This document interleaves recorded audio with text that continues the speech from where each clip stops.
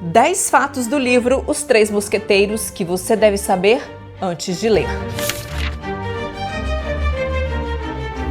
Prepare-se para uma leitura longa. São 67 capítulos e quase 700 páginas. Mas há uma vantagem. Os capítulos são curtos, o que facilita bastante a organização da leitura.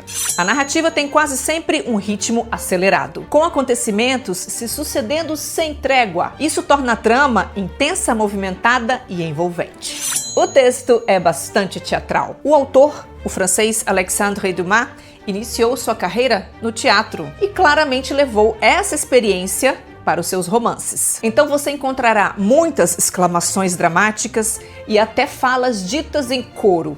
O título do livro é Os Três Mosqueteiros, mas poderia muito bem ser Os Quatro Mosqueteiros, porque além de Athos, Porthos e Aramis, nós temos ainda D'Artagnan, que acaba se tornando parte inseparável do grupo. O tom da história muda drasticamente na segunda metade do livro. O início é leve, jovial, espirituoso e até engraçado. Mas com a entrada de Milady, uma sombra se abate sobre a trama e tudo passa a adquirir um tom mais sombrio e ameaçador. Aliás, definitivamente Milady entrou para a minha galeria das vilãs mais terríveis da literatura clássica. Os quatro inseparáveis mosqueteiros são homens honrados, corajosos e leais, mas também imperfeitos. Athos bebe em excesso e dissipa boa parte do dinheiro em vinho. Porthos é vaidoso e adora ostentar roupas e banquetes. Aramis vive dividido entre a espada, o amor e a religião. Já D'Artagnan tem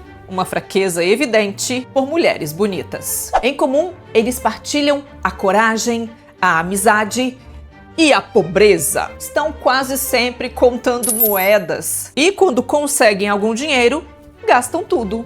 O anacronismo deste livro é muito interessante e precisa ser levado em consideração para evitar julgamentos precipitados. A obra foi escrita no século XIX, tendo sido publicada em 1844, mas se passa no século XVII, de 1625 a 1628, sobretudo em Paris, numa sociedade guiada por um código de honra muito diferente do nosso. Naquele tempo, a morte era quase tão cotidiana quanto a vida. Duelos eram comuns como banquetes. E ter amantes, embora escandaloso, era frequentemente tolerado nos bastidores da aristocracia. Um olhar atravessado, um insulto ou um simples esbarrão podiam terminar com homens cruzando espadas. Enfim, é uma narrativa que exige do leitor uma certa consciência histórica.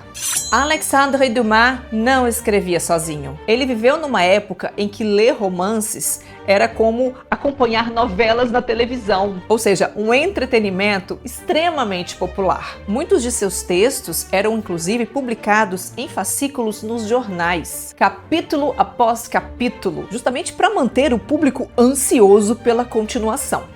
A demanda era tão grande que Dumas contou com diversos colaboradores ao longo da carreira. O mais importante deles foi Auguste Maquet, que inclusive trabalhou intensamente em Os Três Mosqueteiros. Só que anos depois, Maquet moveu um processo contra Dumas, exigindo reconhecimento de coautoria, compensação financeira e direito de ter seu nome associado às obras. A indenização financeira ele conseguiu, mas a coautoria oficial foi negada pela justiça.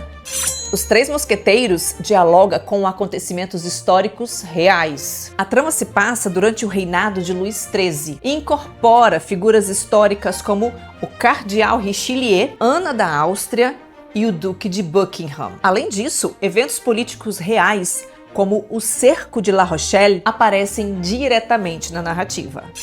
Espere aventuras incessantes, duelos, perseguições, personagens caricatos, humor, linguagem popular, reviravoltas, cenas dramáticas, uma leve picância e também algumas tragédias pesadas. Resumindo, é um livro que oscila o tempo todo entre o divertimento e a brutalidade. No fim das contas, o verdadeiro centro de Os Três Mosqueteiros é mesmo a amizade. Athos, Porthos, Aramis e D'Artagnan são homens profundamente diferentes, cheios de impulsos contraditórios. Mas existe entre eles uma lealdade quase sagrada, e essa é a lição que fica.